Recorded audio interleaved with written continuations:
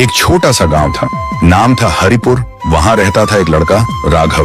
बहुत गरीब था, दिन भर मजदूरी करता और शाम होते ही अपना पुराना सा ढोल उठाता और गांव के रास्ते के किनारे ढोल बजाता था। उसकी ढोल की ताल में कुछ अलग ही बात थी, कभी खुशी कभी गम, जैसे राघव अपना दिल ढोल की ताल से बांट रहा हो। उसी गांव में रहती थी एक लड़की गौरी। एक दिन रास्ते से गुजरते हुए उसने ढोल की आवाज सुनी और उस आवाज में कुछ ऐसा था कि वो चलती चलती रुक गई।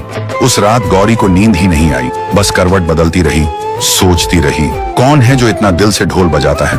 अगली शाम गौरी चुपके से वापस उस जगह आई, दूर से ही रुक गई, आंखें बंद करके धुन सुनती रही, फिर चुपचाप वापस चली गई। फिर एक दिन राघव ने देख ही लिया। वो पास गया और बोला, रोज आती हो पर दूर से सुनकर ही चली जाती हो। गौरी हल्की सी हंसी के साथ बोली, बस तुम्हारा ढोल की धुन सुनने आती हूँ, दिल को छू जाती है।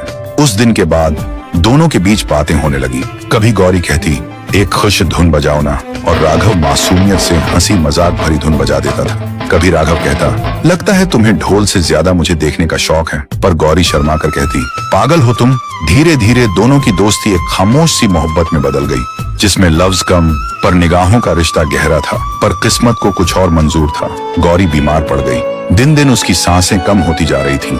राघव रोज उसके घर के सामने खड़े होकर ढोल बजाता ताकि गौरी खिड़की से सुनकर मुस्कुराए। फिर एक दिन गौरी ने आंसुओं भरी आंखों से कहा, राघव अगर मैं चली गई तो तुम ढोल बजाना कभी मत छोड़ना, क्योंकि जहां भी मैं रहूंगी तुम्हारी धुन मुझे हमेशा खुश रखेगी। राघव ने आंसुओं के साथ कहा, तू चाहे जहां भी हो, मेरा ढोल हमेशा तेरे लिए बजता रहेगा। और कुछ दिन बाद गौरी चली गई।